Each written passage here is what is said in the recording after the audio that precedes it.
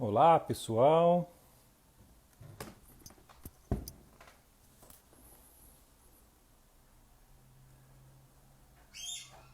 Fala, Lorde. Tudo bem? Luísa, Gi, Patrick, Carla, Fábio, Renato. Olha o... É, André, Rogério, Dai, Vicky. Fala, gente, tudo bem com vocês? Estamos ao vivo aqui. Alemão, mais conhecido como Diogo. Boa noite. Começa logo, já estamos começando, meu irmão. Já estamos.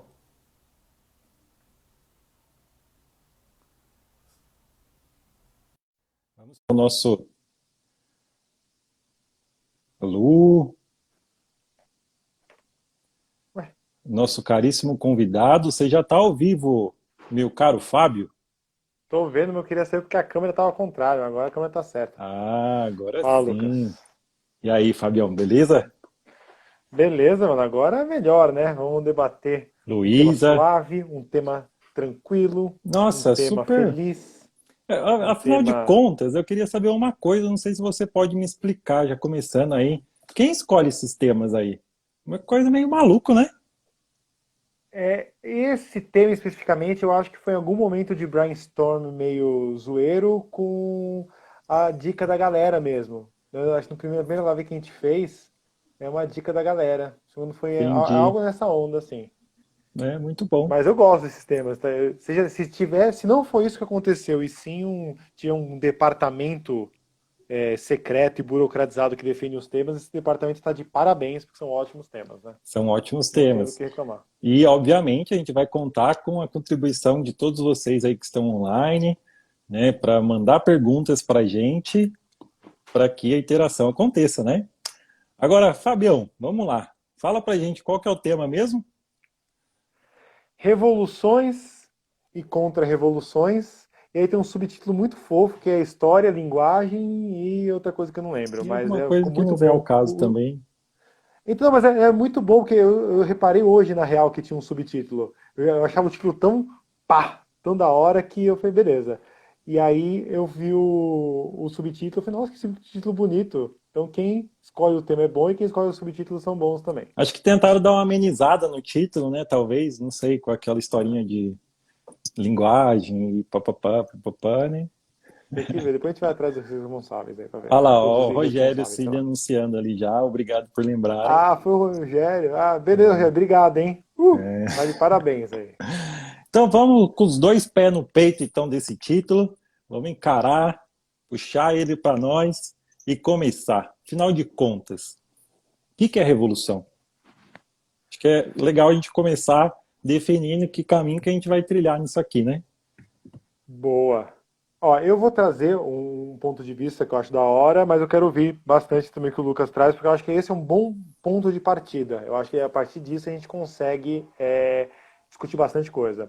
Então, a revolução, na verdade, ela é de uma maneira despolitizada, ou uma politização meio oblíqua, ela é o segundo nome do movimento de translação da Terra. Né? Então, o movimento de translação também se chama movimento de revolução, que pressupõe uma coisa até meio reacionária, de você sair de um ponto, percorrer uma longa trajetória que envolve inclusive o seu oposto e voltar no mesmo ponto.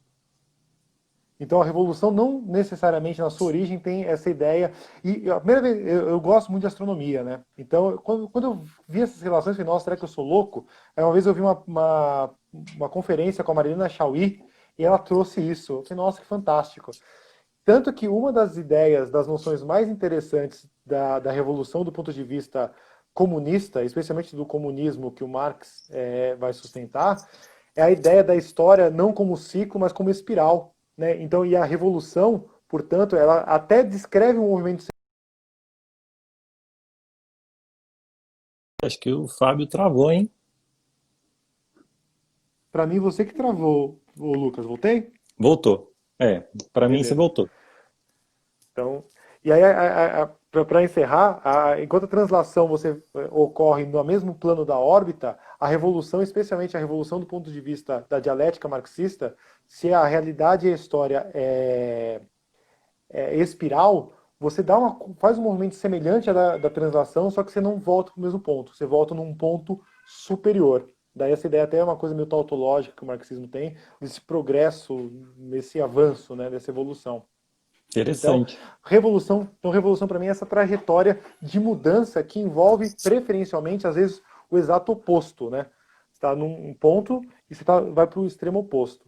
Então, isso é uma base. A revolução que eu tenho defendido como visão filosófica, e troco ideia até em aula isso, é o extremo do progressismo, né? Eu argumento que as pessoas progressistas, as organizações progressistas, elas podem optar para que o progresso social exista num método, numa atitude reformista, de considerar algumas coisas atuais e reformar as coisas erradas, ou num processo revolucionário, que envolve a destruição de quase tudo que existe no real, para erigir o novo, e o novo que avance, né? Então eu gosto muito da revolução, de pensar a revolução nesse sentido. Por isso que eu também sou bastante criterioso em processos revolucionários. Eu Mas não acho aí, ô que Fábio, tiveram sabe que tantos. quando a gente não entra nessa linha da gente pensar nesse processo aí que você acabou de escrever dentro de um campo mais progressista ou até à margem dele, só que a gente não entra muito na ideia de só fazer, e aí eu já tentando responder a pergunta da Giovana, que veio com uma perguntinha aí, não uma revolução, mas uma reforma. Né? Será que se a gente entra nessa linha, é, é, a gente já não escapa um pouquinho desse campo teórico prático aí da revolução? Como assim, Lucas? Não Porque sei se eu assim, vamos entendi para lá. dar uma Se a resposta gente direita. tá. E aí eu já trago também a minha definição de revolução, né? É, acho que é legal a gente pensar na revolução. Uma vez eu li vou começar anterior a isso.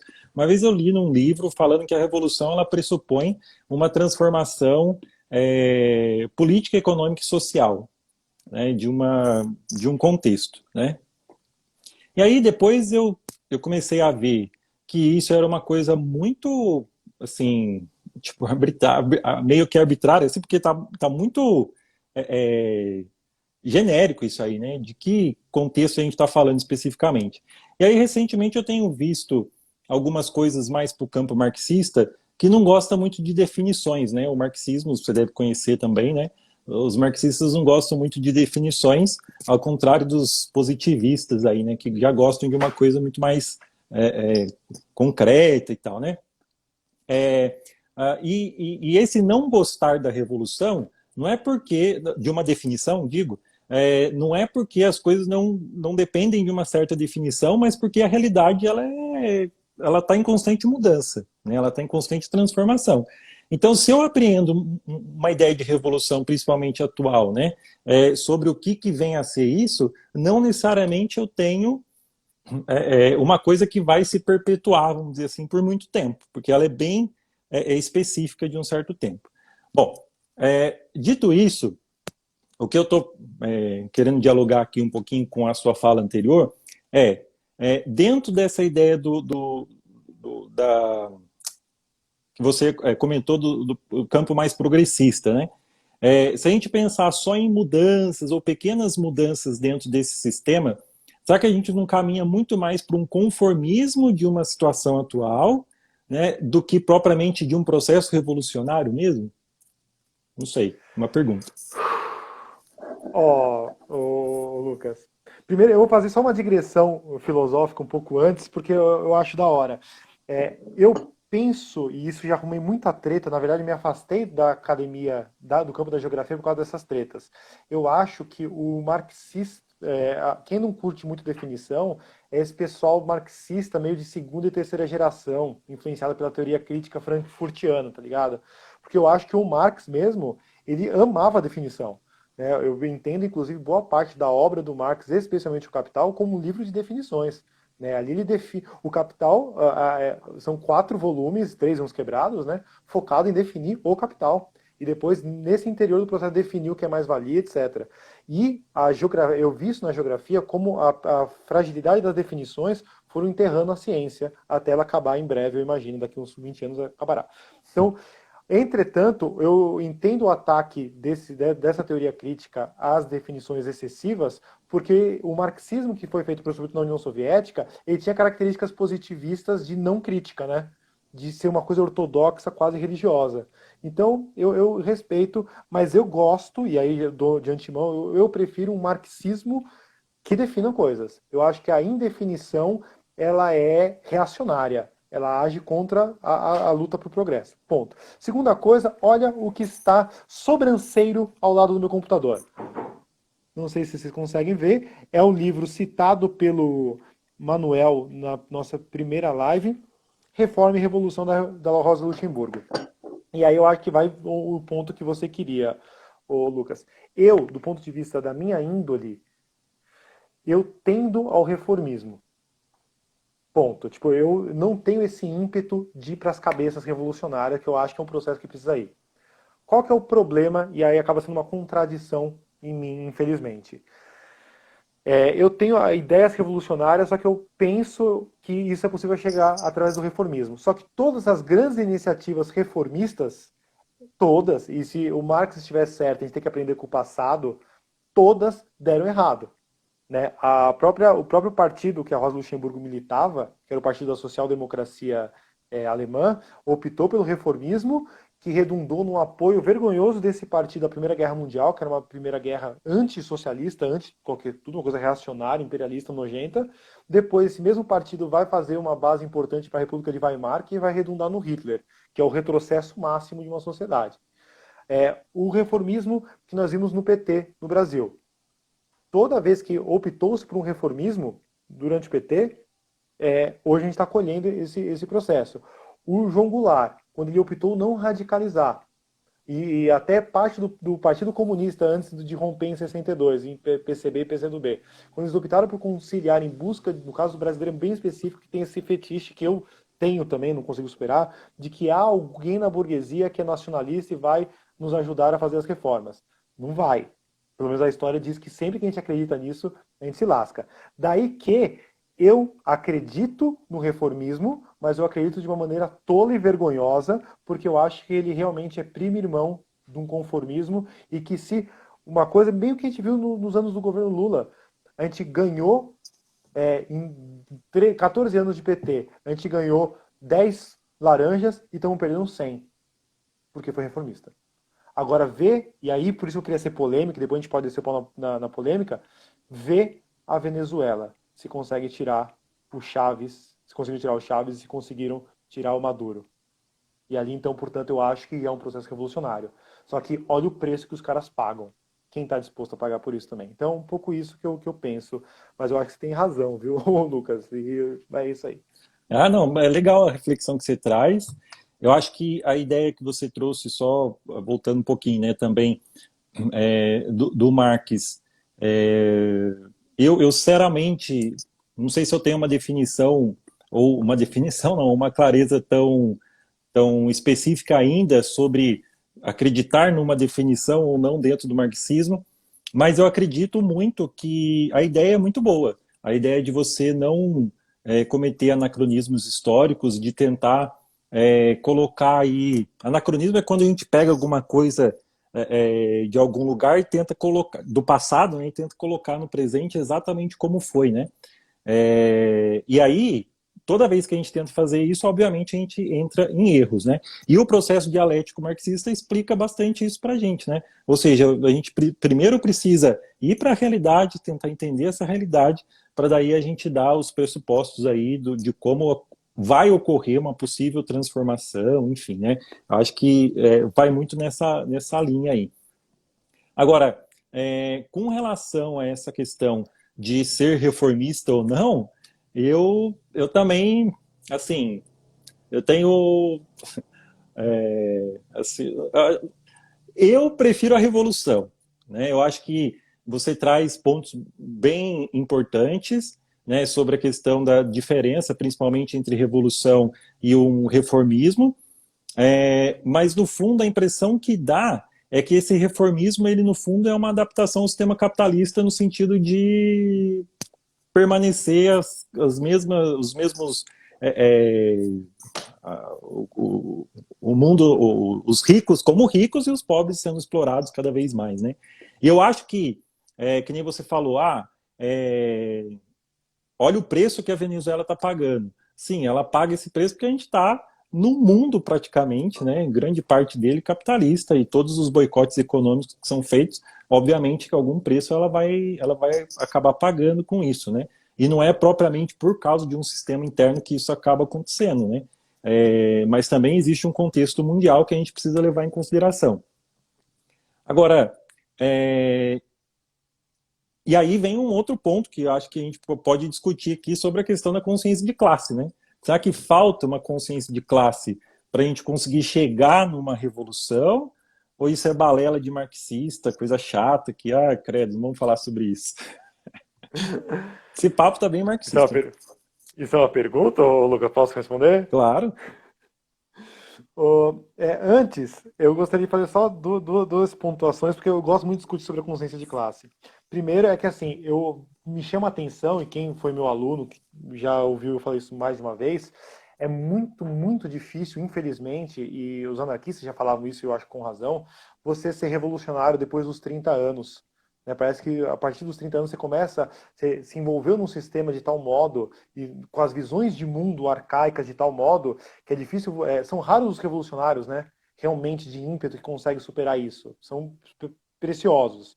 Em geral, os revolucionários tendem a ser pré-30 anos, né? Por isso que eu insisto que, tipo, a gente que já passou dos 30, eu quase metade, quase indo para 40, eu acho que já não tem, inclusive, as visões modernas das ferramentas corretas para se fazer a revolução. Eu vejo, que nem a gente está usando lá do TikTok, esses negócios, eu vejo essas novas linguagens, a revolução ela tende a vir através dessas novas linguagens. A copy me zoou que eu não sei mexer na tecnologia, não sei mesmo. E tipo, eu não sei, meio que eu já meio que não quero saber, tá ligado? Aí o Rogério me provoca aqui que eu vou morrer conservador, Deus me defenda. Alguém me defenda, Tupã me defenda, mas tomara que não. Então, isso é uma coisa. Segunda coisa, a consciência de classe. Mas antes de avançar nisso, eu queria responder duas coisas que a Isabel perguntou. A primeira foi sobre a Revolução Constitucionalista, né, que na verdade não foi do meu ponto de vista, Isabel, isso é uma coisa bastante complexa na historiografia, especialmente de São Paulo. A Revolução Constitucionalista, ela não foi uma revolução, ela foi uma reação. Né? Existiu uma quase revoluçãozinha em 30, que buscava romper certas características, especialmente agrárias do Brasil, e que uma certa elite, sobretudo de São Paulo, que se beneficiava com os modelos republicanos vigentes até 30, vai fazer uma reação às mudanças em 32. Então esse nome Revolução Constitucionalista é uma coisa mais de São Paulo mesmo, de quem tem a estátua do Borba Gato e a Avenida 9 de Julho.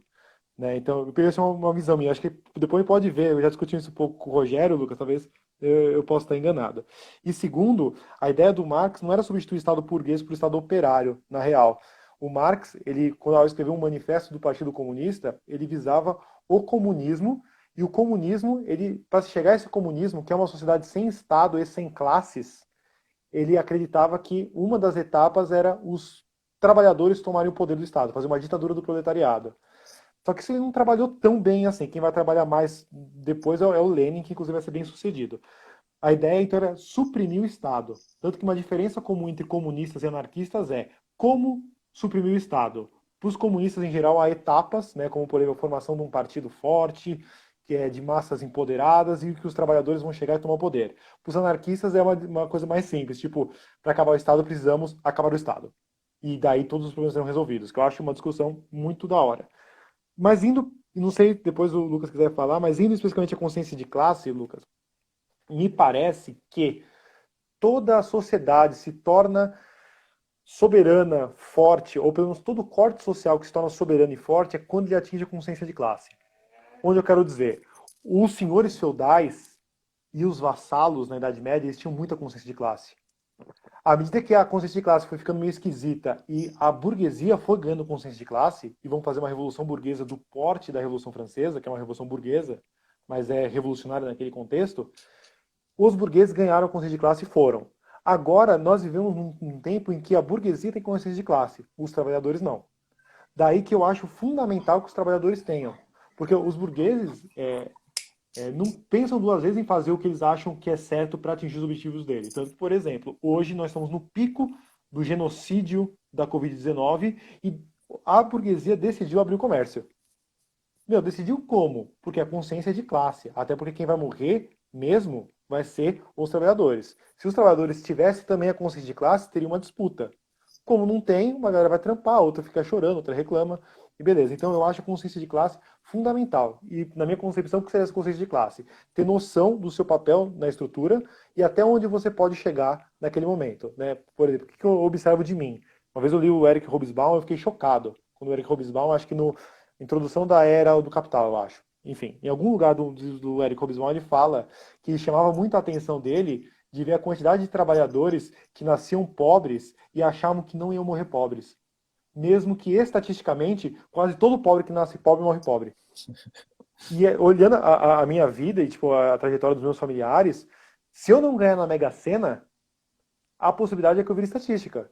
Nasci numa classe social, num nível de classe social, e após muito esforço, muito trabalho, muito estudo, eu vou morrer, na melhor das hipóteses, um pouquinho melhor. Eu não vou explodir, não vou ascender e não vou me tornar elite.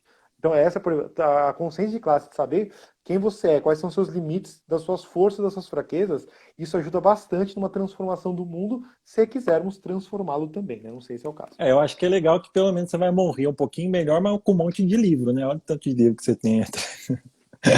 É talvez por isso que eu não consigo guardar tanto dinheiro, né? Porque eu Não, gasto. porque pelo menos você morre feliz, né? Então, né, com uma Sim, sim, sim. biblioteca vasta. Mas eu acho que é legal até a gente fazer uma discussão anterior a essa, o Fábio, que é por que a gente não tem uma consciência de classe, né? Eu acho que o fato de termos uma consciência de classe é uma coisa muito importante, só que afinal de contas, por que a gente não tem? E aí, é uma coisa que algumas leituras até também marxistas, né, vão trazer, é que muitas vezes a gente não tem essa consciência de classe porque é uma obra da burguesia fazer com que a nossa ideia de classe ou a junção dessa classe ela se dilua, né, de alguma forma, né? E isso acontece de uma forma tão forte, né, por meio das alienações várias aí, né, que a gente vai de fato se diluindo no meio da sociedade, as pautas elas vão se enfraquecendo e a gente de fato vai se isolando. Então você tem o grupo, por exemplo, dos professores, o grupo dos médicos, o grupo. E aí a gente é incapaz de pensar que todos nós somos classes trabalhadoras, né? Então, o médico, porque ele ganha mais, ele se acha, né, no super poderoso, enfim, né? O médico tem umas coisas meio malucas também, né? Os médicos, né? Mas enfim, não vamos entrar nesse fato.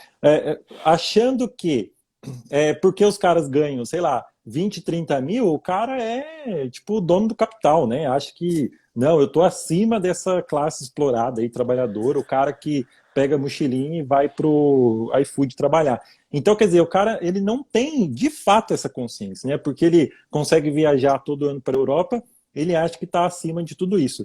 E aí existe uma produção cultural que acena para isso, né? Quer dizer, que acaba fazendo essa divisão entre as classes sociais, existe o plano jurídico, existem planos midiáticos que inclusive fazem isso, que direcionam inclusive programas para classes sociais diferentes. Existem shoppings, né? A gente está falando de reabertura de shopping aí, destinado a classes diferentes também, né? Então, classes não, a grupos diferentes, né? Se a gente for uma leitura marxista, é isso, né? E tudo isso faz com que a gente se dilua e, de fato, não tenha consciência mesmo dessa exploração mais generalizada que a classe, que a burguesia acaba conseguindo fazer na gente. E aí tem uma referência bacana, né? Que a partir de 1920, principalmente, não sei se você já deve ter ouvido falar também, da ideia do decolonialismo, né? Que é a ideia de a gente procurar uma coisa mais... foi um processo de descolonização que aconteceu na África, né, pós-imperialismo, e também essa ideia do decolonialismo vai vir forte também para o Brasil, né? Não só na África, mas na Ásia também. E depois de 1920, eles tiveram um consenso de pensar de que maneira essas transformações elas podiam acontecer. E aí aquela famosa frase do Marx, né, proletários do mundo inteiro univos, ela foi remodelada, né, e falando proletários e como é que foi? Proletários e classe explorada do mundo, né, univos. Então, quer dizer, por quê? Porque proletário não existe em qualquer lugar, porque a gente está falando de um grupo específico, fabril. Agora, explorados do mundo, isso é uma coisa mais generalizada, né? Então, é importante a gente falar como que essa consciência de classe ela foi diluída e, de alguma forma, isso vai impedir com que a gente tenha uma unificação mínima aí da nossa enquanto classe, né? Não Sim. sei o que você acha. Uma coisa que eu penso, assim, eu demorei para conhecer e gostar do Marx, né? Eu entendia porque as pessoas gostavam, eu achava quem gostava meio besta, enfim. Até que eu vi em algum lugar a ideia, é uma frase que eu acho, nem sei se eu concordo, mas é uma frase bastante impactante do Marx, que diz que a história da humanidade é uma história de luta de classes. A primeira vez que eu li essa frase, eu falei, nossa, que frase idiota. Aí eu comecei a falar, será que tem exemplo disso? Aí eu comecei a pensar exemplo, sempre gostei de história, eu falei, mano, eu não acredito. Eu não acredito que esse cara tá certo. E aí comecei a me interessar mais. E aí, o que acontece? Eu observo que pelo menos a sociedade civilizada, né, pós-sedentarismo, pós-criação da escrita, pós-criação do Estado, ali, sei lá, Suméria, Acádia, essas paradas, nós temos uma elite e ela vai ser elite porque ela vai conseguir congregar em torno dela um poder, sobretudo, de não trabalhar, né? E aí a outra parte da sociedade vai ser explorada porque ela vai ter que trabalhar em dobro, trabalhar por si para manter-se viva e trabalhar para sustentar o vagabundo que não trabalha, né? Ou a pessoa que não trabalha. Parte de um marxismo bastante roots argumenta, né, que tipo, o fulano tá dando dica, falando, esse cara nunca fez nenhum parafuso. Ou numa maldade, isso eu achei uma puta sacanagem, mas foi engraçado, quando o Papa João Paulo II foi para Cuba, aí ele foi encontrar o Fidel Castro, né, o Fidel Castro deixou ele lá, aí eles vão trocar ideia, a primeira pergunta que o Fidel Castro faz pro Papa o que um Papa faz? Para que serve um Papa? O que você faz? Né, e que é essa visão marxista, mano, não faz um pão, não corta uma cana, né? Para que Enfim, serve, então, né? para que serve? Por que você vive bem, come bem, né, se não faz nada? Né? Qual é a sua contribuição para a sociedade? Óbvio que isso é um diálogo bastante interessante, mas esse humor que o Fidel tinha, inclusive, lembra muito em alguns É o aspectos do segundo Churchill. estado da Revolução Francesa. Pré-revolução, Sim, sim, sim. que E aí, permaneceu. exatamente. E é, parte de você conseguir trabalhar em dobro e não se reclamar com isso e alguém conseguir te obrigar a trabalhar por ele sem trabalhar, se dá através da manipulação de classe. A manipulação ela sempre existiu, a manipulação da consciência da classe. Então, eu acho que o exemplo mais bem acabado é o exemplo da Idade Média, né? O rei era superior de não precisava trabalhar porque ele era sangue puro e escolhido por Deus. Fechou. Então, e aí, hoje em dia, por exemplo, nós no Brasil nós temos a imaginação de que ter bilionários brasileiros é bom. Sem passar pela nossa cabeça que se o cara ficou bilionário num país que não é um país muito rico, significa que ele ficou bilionário porque ele pegou dinheiro de alguém que não está bilionário. Não tem como ser de outra forma, né? E o pessoal fala, nossa, parabéns. Né? Eu até comentei, se você pegasse toda a grana de todos dos 20 mais ricos do Brasil, você pagava R$ 1.000 para 100 milhões de brasileiros durante um ano. Então você fazia uma quarentena com a metade da população por um ano. Né? Então você, para matar a pessoa, mata 20. Mata os 20 mais ricos resolve, né? Uhum. Então, parte dessa consciência, né? Tipo, de que lado que eu estou. E eu não nem curto tanto violência, assim. Eu prefiro umas coisas mais pacíficas mesmo. Mas já que, por exemplo, se o assunto é morte, quem vai morrer? Se o assunto é viver, quem vai viver? Então, eu acho que como que a gente vai se diluindo nessa consciência de classe? Eu acho que é uma coisa histórica, portanto, então, que as elites vão criando a hegemonia cultural, que o Gramsci fala, né? Mas para cada informação que nós produzimos, nós somos bombardeados de desinformação e contra-informação. Isso é muito complicado, né? Então, por exemplo, a internet prometeu-se nos anos 90 que seria um oásis de conhecimento e ela é um oásis de desconhecimento na mesma medida ou talvez maior. Né? Então, esses ataques que a elite faz de forma coordenada e inteligente, esses sobreviventes do segundo estado francês, minha família, eu não, ai, Eu vou falar, mas não é do ponto de vista da teoria da conspiração escrota. Mas, tipo, por exemplo, uma família como a família Rothschild. Os caras, eles são elite, aquela família, eles são elites, e por elite tem propriedade de terra, são alfabetizados, influentes na política mundial desde os anos 1300. Então os caras estão há 700 anos, olha o rabo do meu gato aqui. Os caras estão há 700 anos sendo elite. Saiu um estudo recente que das 600 famílias mais ricas da Itália, acho que 580 já era rica nos anos 1400. Tem um estudo ferrado, assim, foi mal polêmico quando saiu isso. Então o que acontece? Essa galera, eles têm experiência em nos manipular para nos mantermos trabalhando para eles. Então, assim, eu sou alfabetizado, minha mãe é alfabetizada, meu avô era semi-alfabetizado, meus bisavós, todos os meus bisavós eram analfabetos. Enquanto os Rothschilds já eram alfabetizados nos anos 1300. Então a gente tem um gap de 700, 600 e poucos anos, né? Importante. Então eu acho que eles também têm experiência em nos manipular. E a Uhum. gente pode não ser manipulado. Tudo isso ficará ainda pior, na minha concepção, com o advento do neoliberalismo. E nisso o Foucault, eu acho que ele é muito feliz num texto de uma aula dele do Colégio de France, que ele falava, em 78, quando o neoliberalismo estava chegando na Inglaterra e não tinha chegado ainda nos Estados Unidos. E ele argumenta, mano, isso vai gerar uma fragmentação social e a classe dos trabalhadores não vão se ver como tal. Ele vai ver engenheiro como engenheiro, médico como médico, porque é uma máxima romana, né, de dividir para governar. Quanto mais divididos nós somos, mais governáveis nós somos. Por fim, eu tenho gostado cada vez mais desse pensamento decolonial. Mas depois eu quero discutir, se sobrar um tempinho mais para frente, sobre isso, porque eu gosto muito, eu tenho estudado bastante sobre, Eu inclusive também. eu Estou acho que gostando bastante dela.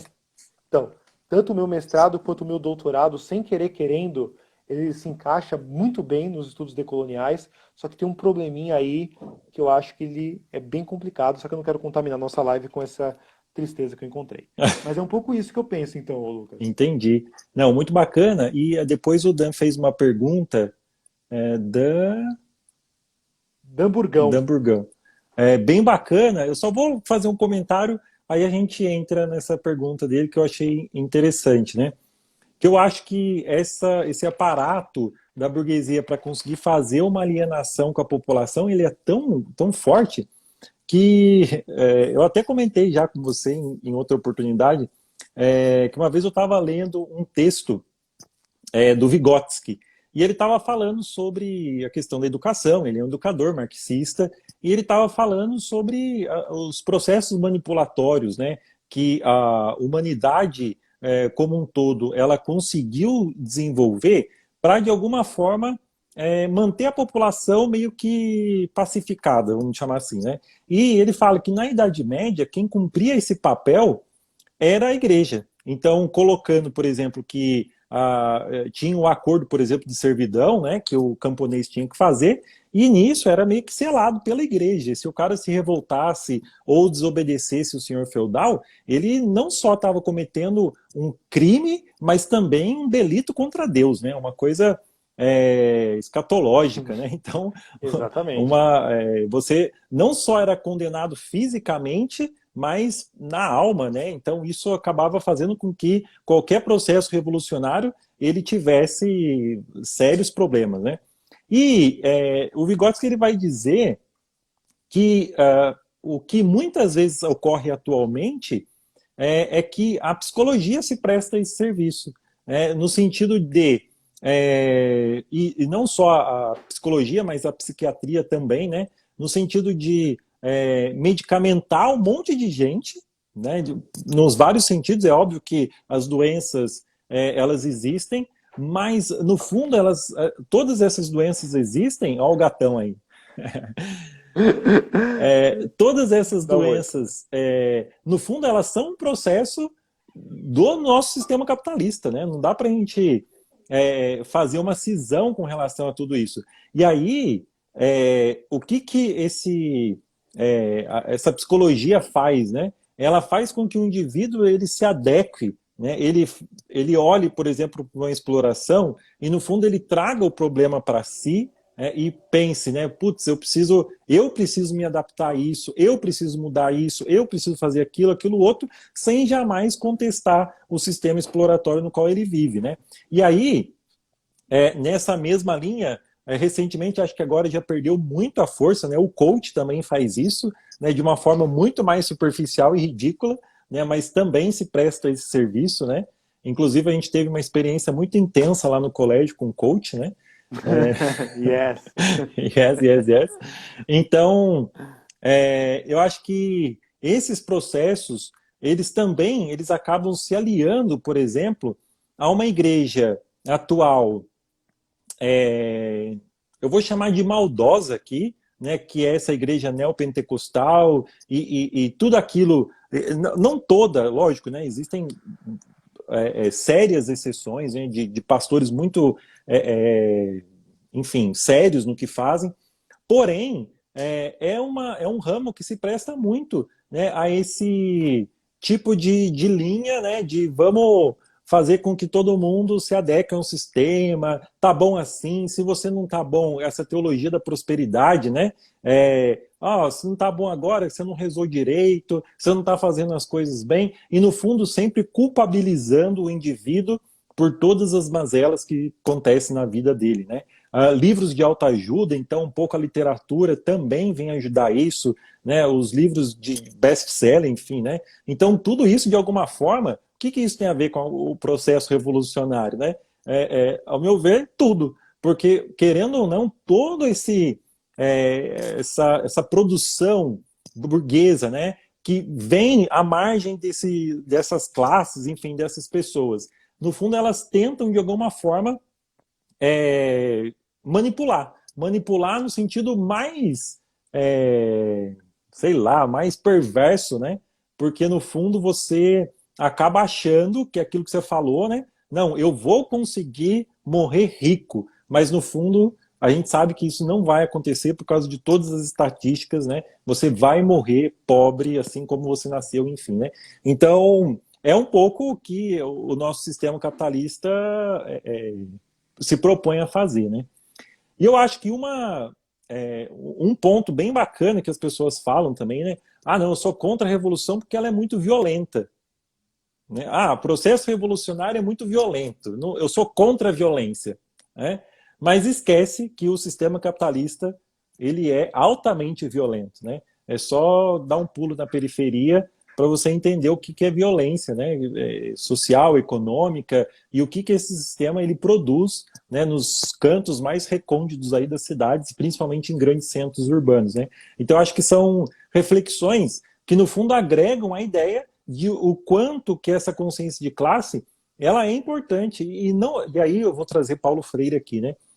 O quanto a necessidade de a gente pensar uma educação que ela pense no contexto onde ela vai ser aplicada, né? E muitas vezes o que acontece é que a gente tem um livro, né, que o PNLD lá ele adota para o Brasil inteiro. Agora a BNCC que traz muitos avanços, é muito bacana o seu processo inicial ali de pensar a educação, de fazer uma coisa bacana. Mas aí quando ela vai para o conteúdo, eu acho que ela empobrece muito a discussão sobre educação, porque ela deixa de trazer as particularidades de cada região, e aí as pessoas podem falar, ah, não, mas ela deixa um campo aberto ali para você colocar o que você quer, ela não quer ser currículo, ela só é um direcionamento, enfim, ela é uma base, mas na prática a gente sabe que as pessoas vão seguir exatamente o que está ali. Então, toda esse projeto, no fundo, é um projeto, né? A gente não pode descartar essa ideia, né? Esse projeto de educação, aliado a um projeto cultural, social e econômico, ela vai fazendo com que a gente, ao invés de se unir, a gente se divida cada vez mais, né? Acho que é... Sim, sim. Ó, Lucas, antes eu vou fazer umas proposições, porque o Daniel ele entrou para me provocar, só pode, né? Ele quer o Daniel Damburgão. Ah, é? O que acontece? Só pode. Vamos Porque, lá. assim, uma coisa que a gente esquece assim, realmente houve uma parcela muito importante progressista da Igreja Católica durante a ditadura. A questão é, quando? Que anos? Porque em 64 a Igreja apoiou. Em 64, inclusive, tinha o padre Peyton, que era um quinta coluna mandado dos Estados Unidos para cá, no seio da Igreja Católica, ele que organizava a tradição família e propriedade. A Igreja Católica sempre foi muito, muito, muito perto do movimento integralista do Plínio Salgado. E o Plínio Salgado, ele quase foi presidente algumas vezes e manteve-se no parlamento praticamente até a morte, quando ele desistiu. Né? E o integralismo, para quem não sabe, é o fascismo brasileiro, né? Como eu posso dizer? O integralismo é tipo... O integralismo tá pro fascismo o que a Dolly Cola tá pra Coca-Cola, mas existe, né? É um nosso dolinho, o integralismo. A cor verde, inclusive, é a mesma coisa, né? Aí o Daniel ele traz uma galera de time de futebol, se estão reagindo, sindicato. Eu acho que há uma fagulha de reação, mas uma fagulha de reação fraca demais. Tanto que não dá para saber exatamente o quanto que isso é realmente antifascista brasileiro ou comoção por uma tragédia no coração do império. Né? Morrem negros todas as horas no Brasil e morre um negro americano e as pessoas viram antirracistas. Melhor as pessoas antirracistas. Só que vamos ter o conceito do contexto. Eu vou retomar o lance do Paulo Freire por isso. Vamos ter o conceito do contexto. Eu não sei se depois que acabar as coisas que aconteceram nos Estados Unidos, essa reação de torcida de futebol, dessas coisas não organizadas politicamente, se elas continuam. Elas me parecem mais fogo de palha. E um fogo de palha, inclusive, que eles têm esse ânimo de ir pra rua porque o futebol tá parado. Eu não sei se o futebol volta, eles continuam com esse ímpeto. Inclusive tem até um vídeo tá viralizando aí do Casagrande dando uma carcada no presidente do Flamengo, né? A Eu gente pode vi. até falar sobre isso. Uhum. Por fim, aí o Daniel fala se eu devo apostar, se nós devemos apostar nossas fichas nessa galera. Primeira, a gente pode apostar nossas fichas numa coisa que não tem uma organização muito clara? Eu acho arriscado. Até porque o próprio, por exemplo, a Gaviões da Fiel parecia estar apoiando o movimento, aí o presidente da Gaviões da Fiel na segunda-feira disse que não apoia. É contraditório, né? Claro. Segundo, aí é uma pergunta que o Lenin está fazendo para o Dan Burgão. Vladimir Lenin, um russo que existiu. Dan Burgão, é possível revolução sem teoria revolucionária? Ou seja, essa galera que está indo para as ruas, eles estão fazendo com alguma teoria ou não? Eu não sei. Essa é uma pergunta retórica que eu não sei nem se o Lenin conseguiu responder. Eu só estou citando o Lenin porque eu acho que, sobretudo nós da esquerda do Brasil, a gente tem muito apego com um monte de gente legal, bacana, fofa, que perdeu. E o Lenin ganhou. Então eu acho legal a gente focar em quem ganhou. E muitas vezes quem ganha, a gente olha com desprezo. Eu vejo por aí, boa parte da esquerda olha com desprezo a Coreia do Norte. Enquanto a gente zoa a Coreia do Norte, coloca a cara do Bolsonaro na cabeça dele e vice-versa, a Coreia do Norte está lá e desde 1947 nunca mais foi colônia de ninguém e nunca mais o pessoal entrou lá para zoar.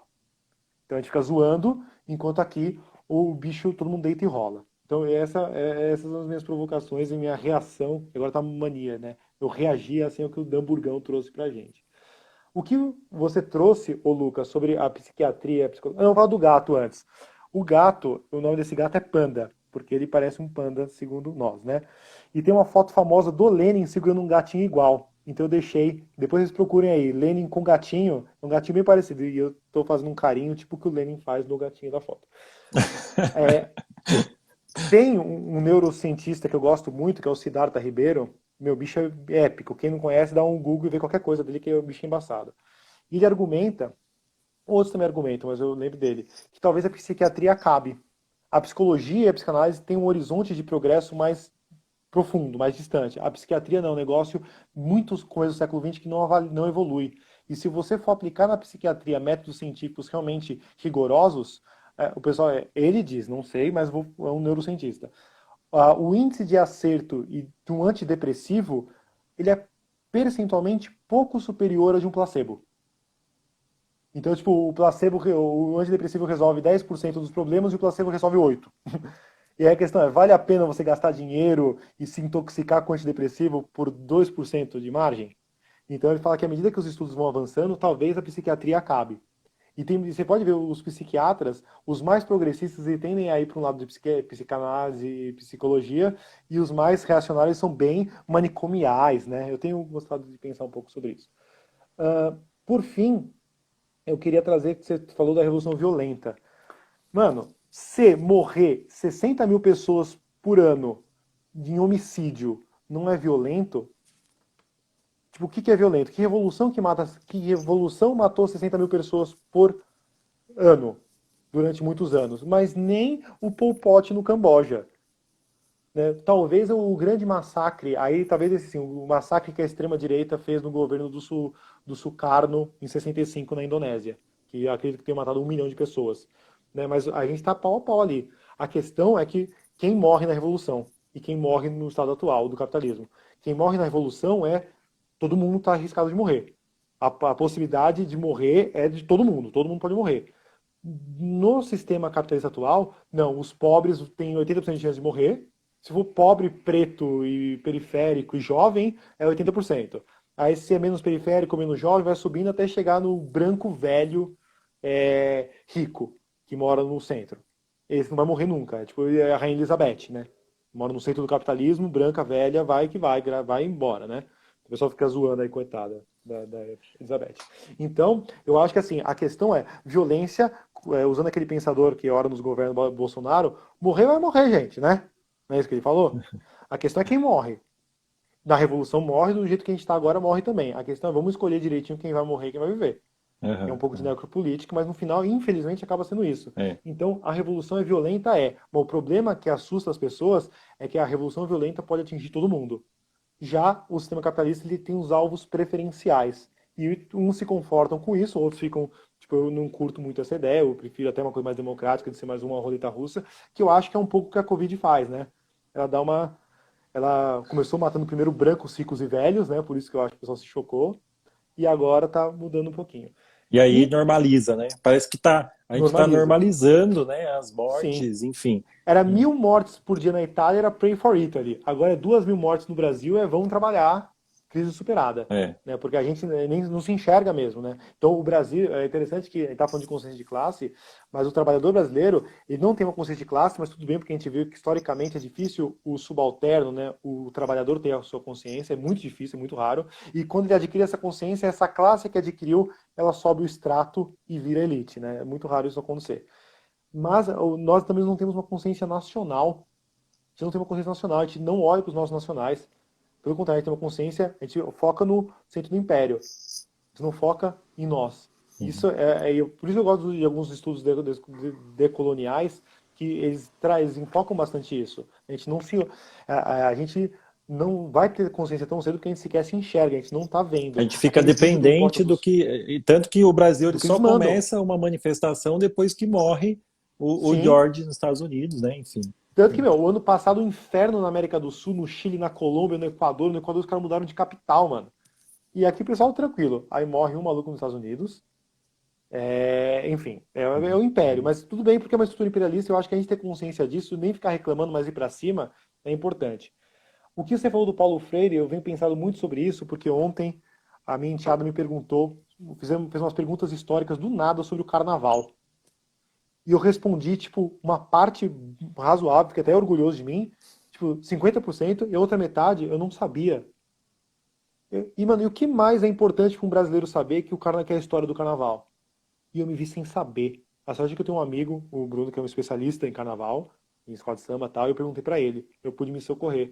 Eu falei, mano, ou seja, a nossa escola ela é tão alienada também das coisas nacionais, que eu não sei se na história, você, o Rogério, pode falar, tem uma aula ou 10 aulas pra falar sobre o carnaval. Porque se tem uma coisa que é importante pro Brasil é o carnaval. Não, Né? Tipo, jamais. eu Se eu entendo. falar de carnaval, eu estou perdendo tempo de aula. Então, exatamente. Eu entendo que o Rogério gosta de falar de uma passagem no Fundamental que tem de todas as dinastias, acho que Merovingia, sei lá que porra, na França. Então, eu entendo que isso tem a sua importância, mas será que para nós, no nosso contexto brasileiro, o que é mais importante, o carnaval ou os merovingios? Sei lá se fala assim, eu também nem É gosto dessa Merovingios, parte da isso. história. Merovingios, Merovingios, né? Carolíngios. Exatamente. Tipo, pô, que bonito que eles existiram e governaram. Mas, mano, e o carnaval? Tipo, eu fiz uma pergunta que eu achei cabulosa depois que eu falei, mano, que aí esse meu camarada respondeu, porque os negros no século XIX também saíam em festejo. Eu falei, mano, os negros eram escravizados, como eles faziam isso? Aí, tipo, rolou, né? Tipo, meio que a gente meio que não sabe, ou ele sabe, não conseguiu me explicar ainda. Mas é interessante pensar isso como uma coisa que nós conhecemos, nós vivemos, uns gostam, outros menos, tipo, eu menos, mas tem gente que gosta, mas eu não sei, eu não sabia explicar. Uhum. Aí, ó, o Rogério dando essa importante contribuição aí. Por fim, você trouxe a BNCC, A gente poderia até abrir um lance do. Só que não. A gente poderia até abrir uma discussão mais pra frente sobre a BNCC, mas eu tenho uma visão muito tranquila que a BNCC é um cavalo de Troia. É uma quinta coluna, clássica. Tanto que quem financia é a Fundação Lehman, de cabo a rabo, tudo. Quem financia é a BNCC, é a Fundação Lehman, e quem financia todos os propagandistas da BNCC é a Fundação Lehman também. E aí você vai observar como o Lehman ficou milionário, como o Lehman reestruturou as empresas, especialmente a Heinz. Vê se os funcionários da Heinz gostam do Lehman. A Heinz é que fabrica o ketchup. Então ela é um cavalo de Troia que ela entra para destruir, porque ele tem uma legislação que ele escreveu e agora ele tem uma bancada que ele elegeu também. Então, eu Né? comentei com Então, você recentemente, né, a ideia lá do que esse Todos pela Educação, o movimento que nós temos aqui no Brasil, que muita gente acha lindo, maravilhoso, né? O contexto que ele surge, quer dizer, ele surge bem depois da questão aí do Fórum Internacional Mundial, em que esse Fórum Internacional ele foi financiado pelos bancos, por quê? Para pensar a educação atual. E não pensar porque eles estavam preocupados com, nossa, pobreza, não. Eles estavam preocupados com como que a gente vai adequar essa nova sociedade a esse novo modelo do capital que a gente está vivendo, que é o capitalismo financeiro. Né? Quer dizer, então não é interessante para um banco, por exemplo, um trabalhador pegar o dinheiro aqui e não colocar num banco, porque ele não vai estar pagando taxa, nada disso. Então, para ele é interessante o cara uma conta no banco, enfim. Então, todo esse processo acaba vindo para o Brasil e, de alguma forma, aqui ele vai ganhar força com esse grupo aí, Todos pela Educação, que se você entrar no site, qualquer um de vocês aí, vocês vão achar lindo as propostas, porque de fato são, mas aí quando você vai para as intenções disso, no fundo, existe uma tentativa de fazer com que essa educação ela se conforme ao sistema capitalista que a gente vive. E aí esse conformismo, que vai muito na ideia do reformismo lá, né, que a gente trouxe aí no começo, no fundo, a tendência de uma transformação é muito pequena. Né? Quer dizer, no fundo, a ideia de uma continuidade, né, ao que já existe é uma coisa muito presente dentro de um reformismo. Né? E é quase contra-revolucionário, né? Exatamente, que a gente nem falou, mas no fundo Exato. todo esse processo que a gente está tentando descrever de separar, dividir, diluir a questão da consciência de classe, no fundo é o processo contra-revolucionário, né? Que no fundo Com certeza. ele vai minando todas as tentativas, né, de fazer esse conjunto da obra. Agora, é interessante a gente pensar também esse assombro vamos dizer assim, comunista que existe no Brasil. Né? Esses dias eu estava lendo a Lilia Schwartz, né? E ela falava que desde 1950 a gente já tem generais que já pensavam, já estruturavam documentos, inclusive, para combater o comunismo. Né? E como isso sempre foi uma desculpa dentro do Brasil para combater sistemas, enfim. Né? Então, a gente teve na ditadura civil-militar, a gente teve atualmente, enfim, a gente tem recorrentemente, né, essa ideia como meio que um fantasma, né? Tipo, olha, o comunismo pode chegar e pode ser implantado como se fosse alguma coisa extremamente ruim, né? E aí, Fábio, eu acho que a gente tá, o papo foi, a gente nem viu passar, mas eu acho que é legal a gente pensar um pouquinho na nossa atual conjuntura, né? Eu acho que para a gente atualizar um pouquinho esse processo aí, né? Afinal de contas, né? Bolsonaro exige um processo revolucionário contra ele ou não? O que você acha do modelo que a gente está vivendo hoje? A gente teve manifestação domingo, provavelmente esse próximo a gente vai ter novamente. Alguns falaram, pô, mas a esquerda estava criticando o Bolsonaro por fazer manifestação todo domingo e de repente vai e faz a mesma coisa. Né? O que você pensa disso tudo aí? Para a gente já caminhar para o fim, afinal de contas está faltando 5 minutos só. Exatamente. Vamos caminhar para o fim. E eu vou caminhar para o fim pegando um gancho do que o Damburgão me trouxe, que ele fala, temos a polícia que mais mata, há que se tomar cuidado em desprezar os movimentos que estão na linha de frente. Partidos estão soltando notas de repúdio. E eu acho que a partir disso eu vou encaminhar para a resposta, ô Lucas, e já para as minhas palavras finais. E que eu acho? Assim, eu não fui e não queria que ninguém fosse no domingo próximo a mim, porque eu acho que há uma hierarquia. É muito mais fácil fazer a revolução vivo e essa doença, ela mata. Então, mas em nenhum momento eu desprezei, zoei, e todo mundo que falou eu vou mesmo assim, eu parabenizei pela coragem, que talvez seja uma coragem que eu não tenho. Ainda que eu ache irresponsabilidade, talvez não seja irresponsabilidade, talvez seja uma coragem e eu estou sendo covarde. Não enxergo assim, mas abro para a questão. O problema é que nós já aprendemos, ou deveríamos ter aprendido, com dois momentos muito claros. Três momentos muito claros. Momento número 1, 2013. Massa desorganizada, tá triste na rua, enfrentando o sistema, a elite veio, manobrou a massa e deu no que deu. 68, na França, mesmíssima coisa. Mas, sei o quê, vai ver o que aconteceu com o governo de Gaulle na França, entre fim de 68 e começo de 69, até ele depois ser derrubado e o que acontece com a França depois. Ah, o jovem na rua estourando tudo, ah, que legal, vê o que acontece. E o meu exemplo, que eu acho exemplo clássico, vê o que acontece em 1905, a primeira revolta, que vai no contexto depois que vai ter a questão do encouraçado Potemkin e tal.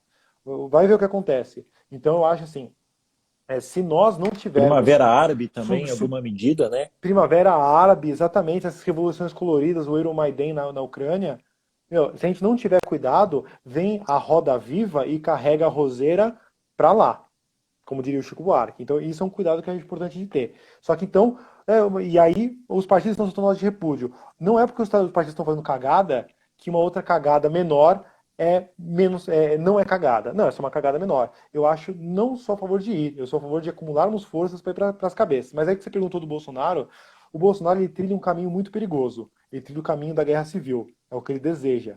Eu nem sei se ele sabe o que ele deseja, mas é um desejo, é uma pulsão que ele tem. Eu acho que sabe. E eu acho que se nós. Mas é que ele é tão demente que eu não sei se ele tem capacidade de conceber. Os militares em volta dele, o pessoal até sim. Então eu acho que se nós não ficarmos muito espertos e não tirarmos a chapa rápido, fazer um tribunal de exceção e já era, a coisa vai ficar feia pra gente. E isso o pessoal sabe do meu pensamento. A gente tá dançando na beira do precipício, por isso que todo o discurso pró-paz e o discurso de uma articulação de trabalhadores, articulação de gente que pensa, para conseguir manobrar e num processo com pouco derramamento de sangue, já está tendo derramamento de sangue, são 40 mil pessoas vão morrer sem. Conseguir tirar essa mácula, essa desgraça que é esse governo, que só pode ser comparada à desgraça que foi a ditadura militar, a coisa vai ficar muito feia. Então, quanto antes a gente tirar de qualquer modo, revolução, golpe, contra-golpe, nota de repúdio, meme, zoeiro, qualquer coisa, desde que não seja uma intervenção exterior, isso eu não gosto. Vale a pena para tirar essa desgraça aí. Isso. É isso, e obrigado a quem viu e amo todos aí. O Acerola contribuindo para a live, o Rogério trouxe bem. Meu cachorrinho aqui, ele não é tão dócil quanto seu gato aí para vir aqui, eu pegar no colo, mas tudo bem. Eu penso parcialmente igual você sobre a questão do que a gente tem que fazer. Eu acho que cada vez mais o Bolsonaro caminha para um autoritarismo. E aquilo que você falou, ou a gente faz alguma coisa, ou esse projeto político, ele de alguma forma ele vai se radicalizar. E aí, o grande perigo dessa radicalização é que a gente, infelizmente, não vai conseguir ter força suficiente quando ele se radicalizar de vez, se é que isso pode acontecer, para conseguir sair na rua e transformar alguma coisa. Então, esse processo Sim. de cada vez mais a gente ir recuando, diante desse avanço autoritário, né, que a gente já está vendo com jornalista, com a imprensa de uma forma geral e com os governadores, enfim. A gente tem visto discursos autoritários cada vez mais presentes, né? E o grande perigo desse discurso todo, não só o discurso, mas também práticas, né, é que a gente vá recuando tanto que quando for exigir de fato uma solução, né, de ir para a rua, a gente não conseguir mais essa mobilização. Exatamente. Então, no fundo, é fundamental sim a mobilização, só que eu concordo com você, o fato de a gente não ter um direcionamento político tão forte. A esquerda, infelizmente, ela está se degladiando na tentativa de fazer um alinhamento, e esse alinhamento não vem. Né? Não vem por N motivos, mas ele não vem. Né? Quer dizer, um não consegue conversar com o outro, a gente está num quebra-cabeça lascado aí. Então, eu acho que sim, precisamos ir para a rua, né? Porque é aquilo que você falou, a gente está correndo risco e tal, mas a gente ficando em casa também estamos, né? Não adianta a gente achar que não vou ficar no conforto do meu lar, porque não vai chegar em mim, porque uma hora vai, né? Então, por isso, a gente precisa tomar alguma atitude, uma vez que esse processo, ele me parece que ele vai radicalizar cada vez mais, né? Então é isso, Sim. Fábio, obrigado pessoal que aguentou a gente aqui, falando um monte, né, sobre essas coisas revolucionárias e chatas. Um abraço, fica em casa, mas fica com a gente.